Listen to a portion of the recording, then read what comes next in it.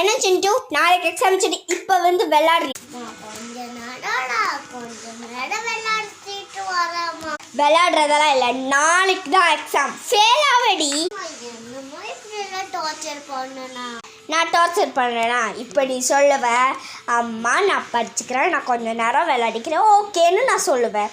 ஆனால் நீ கொஞ்ச நேரம் வச்சுட்டு நீ விளையாடிட்டு ஃப்ரெண்ட்ஸ் கூட விளையாடிட்டு வருவேன். அம்மா நான் டயர்டாக இருக்கேன், நான் இப்போ படிக்கலாமா?